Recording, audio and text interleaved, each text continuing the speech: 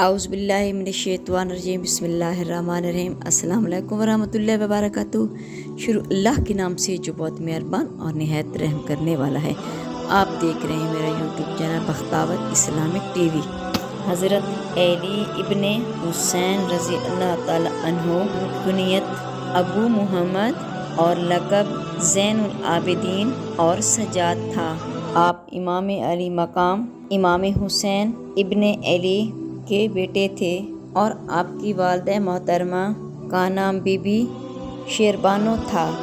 امام زین العابدین، ان کی ولادت بعض روایات کے مطابق 15 جمادی الاول اور بعض روایات کے مطابق 15 جمادی الثانی کو ہوئی، جب وصال سعادت 38 ہجری تھا، اور اس وقت امام الزین العابدین دادا جان حضرت علی علیہ السلام عالم اسلام خلیفہ تھے۔ آپ کا نام دادا کے نام پر علی رکھا گیا، جبکہ کنیت ابو الحسن اور ابو القاسم رکھی گئی۔ ولادت کے ایک دن بعد آپ کی والدہ کا انتقال ہو گیا، جس کے بعد آپ خالہ کے ہاں کیان بانو، جو محمد بن ابو بکر کی زوجہ تھیں، اور انہوں نے اپنے شوہر محمد بن بکر انتقال کے بعد شادی نہیں کی تھی۔ انہوں نے امام زین العابدین کی پرورش فرمائی۔ 2 سال کی عمر میں آپ کے دادا حضرت علی علیہ السلام کو شہید کر دیا گیا۔ میری پیاری بہنوں، زین العابدین زہد اور تقوی مشہور تھا۔ وضو کے وقت آپ رنگ زرد ہو جاتا تھا۔ پوچھا گیا تو فرمایا، میرا تصور کامل اپنے خالق کے معبود کی طرف ہوتا ہے، اور اس کے جلال اور روب سے میری یہ حالت ہو جاتی ہے۔ نماز کی حالت یہ تھی کہ پاؤں کھڑے رہنے کی وجہ سے سن ہو جاتے، اور رات بھر جاگنے کی وجہ سے رنگ زرد ہو جاتا تھا۔ نماز کے وقت آپ جسم لرز جاتا تھا۔ سجدوں کی کثرت کی وجہ سے آپ کا نام سید السجاد پڑ گیا۔ علامہ حاجر مکی نے لکھا، ایک دفعہ کسی نے آپ کے سامنے آپ کی برائی کی، مگر آپ خاموش رہے، تو اس شخص نے کہا، اے ابن علی، میں آپ سے مخاطب ہوں۔ تو آپ نے فرمایا کہ رسول اللہ صلی اللہ علیہ وآلہ وسلم نے فرمایا ہے کہ جہلوں کی بات پرواہ نہ کرو، اور میں اس پر عمل کر رہا ہوں۔ ایک شامی نے حضرت علی کرم اللہ آپ کے سامنے گالیاں دی تو آپ نے فرمایا، اے شخص، تو مسافر معلوم ہوتا ہے، اگر کوئی حاجت ہے تو بتا۔ اس پر وہ شخص سخت شرمندہ ہو گیا اور پھر چلا گیا۔ میری پیاری بہنوں، حضرت زین العابدین ابن حسین کی شادی سن 57 ہجری میں آپ کی چچا حضرت حسن ابن علی کی بیٹی حضرت فاطمہ رضی اللہ تعالی عنہ سے ہوئی۔ آپ کے 11 بیٹے اور 4 بیٹیاں پیدا ہوئیں، جن میں حضرت امام محمد باقر اور حضرت زین شہید مشہور ہیں۔ واقعہ کربلا 10 محرم سن 61 ہجری کو پیش آیا۔ 28 رجب سن 60 ہجری کو آپ اپنے والد امام علی مقام امام حسین علیہ السلام کے ہمراہ مدینہ سے مکہ تشریف لے گئے، اور 8 ذی الحجہ سن 60 ہجری کو جب امام حسین علیہ السلام حج سے عمرہ کو بدل کر عاصم سوئے کربلا ہوئے، تو امام سجاد رضی اللہ تعالی عنہ وہ بھی آپ کے ہمراہ تھے۔ کربلا آنے کے بعد اللہ رب العزت حکم سے آپ انتہائی بیمار ہو گئے، حتیٰ کہ 10 محرم کو غشی کی حالت طاری تھی۔ اس لیے آپ اس قابل نہ تھے کہ میدان کربلا جا کر درجہ شہادت فیض ہوتے۔ امام زین العابدین 61 ہجری میں عاشور کے دن امامت کی 3 ذمہ داریاں اپنے کاندھوں پر سنبھال لیں۔ 10 محرم کی شام یزیدی فوج نے اہل بیت کے تمام خیموں کو آگ لگا دی۔ تمام خواتین کو ایک خیمے سے دوسرے خیمے میں جانا پڑا۔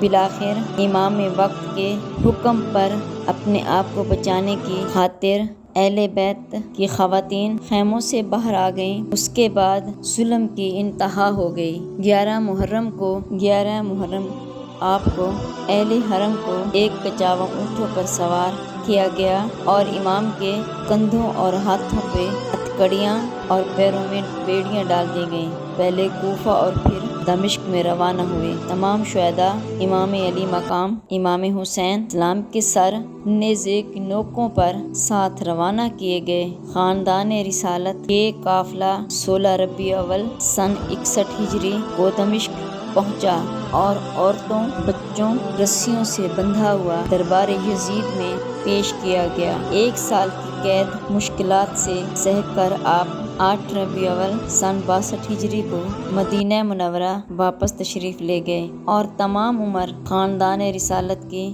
خیال رکھا۔ حضور اکرم صلی اللہ علیہ وآلہ وسلم کے خاندان پر ظلم ستم، کوفہ اور شام پر کی گئی زیادتی ظلم کی حد نہ رہی تو آپ ان کے لیے گریہ کرتے رہے۔ آپ کی زیادہ تر زندگی عبادت اور گریہ میں گزری۔ وہ تمام ارشادات جو آپ کے دہانے مبارک سے جاری ہوئے، وہ اعمال جو انجام دیے، وہ دعائیں جو لب مبارک تک آئیں، وہ جو اللہ سے راز و نیاز کی باتیں آج ضعیفہ کاملہ کا شکل میں موجود ہیں۔ جب زین العابدین ان سے پوچھا جاتا کہ آپ کو کہاں بہت زیادہ تکلیف ہوئی اور اس کا سامنا کرنا پڑا، آپ آہ بھرتے اور فرماتے شام شام شام۔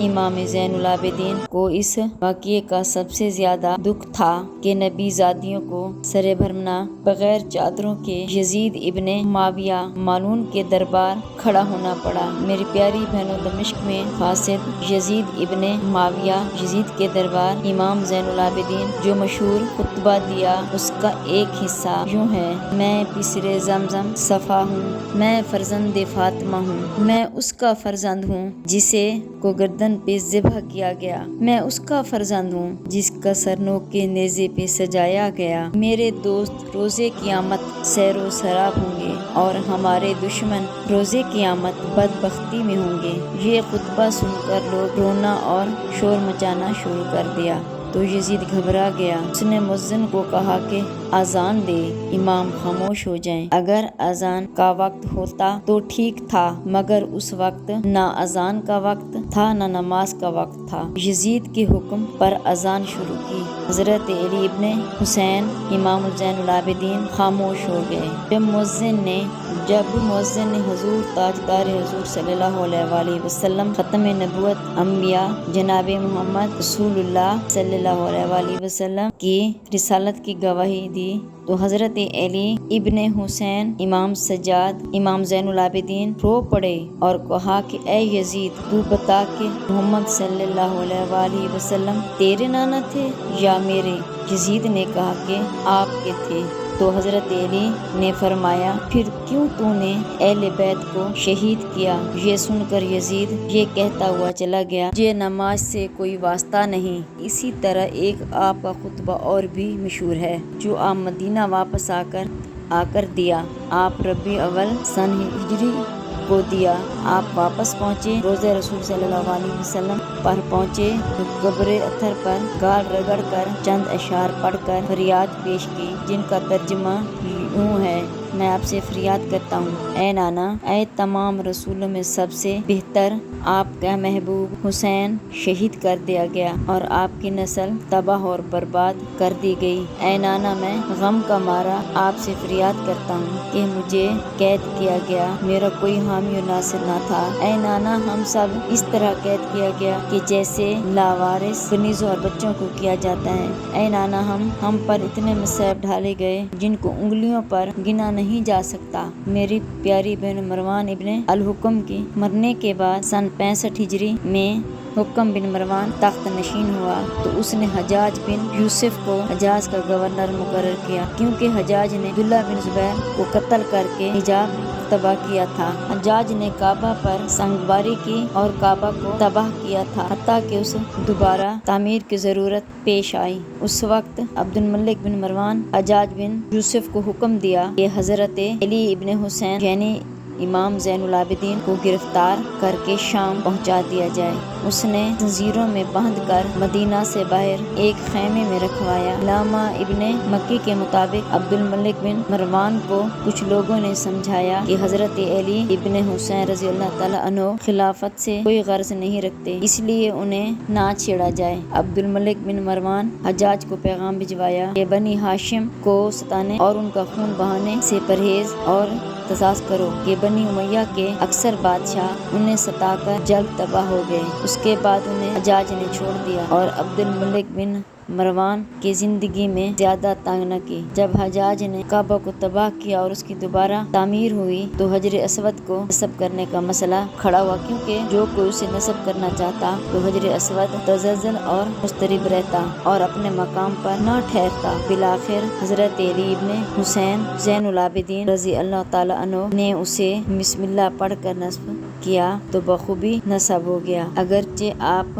گوشہ نشین تھے اور خلافت کی خواہش نہ تھی، مگر حکمرانوں کو ان کو روحانی اقتدار سے بھی خطرہ تھا اور خوف تھا کہ ان کو نقصان نہ پہنچائے۔ چنانچہ 95 ہجری میں ولید بن عبد الملک لعین نے امام زین العابدین کو زہر دے کر شہید کر دیا۔ امام مظلوم حضرت علی ابن حسین ابن علی ابی طالب اللہ تعالیٰ عنہ کو 25 محرم سن 95 ہجری کو درجہ شہادت فیض ہوئے۔ آپ کی تجویز و تحسین آپ کے فرزند اور امام محمد باقر نے کی اور آپ کی تدفین جنت البقیع میں امام حسن ابن علی رضی اللہ تعالیٰ عنہ کے پہلو میں کی گئی۔ آپ کی شہادت کے بعد ایک اونٹ آپ کی قبر مبارک فریاد کرتا اور آپ کی شہادت 3 دن بعد وہ بھی مر گیا۔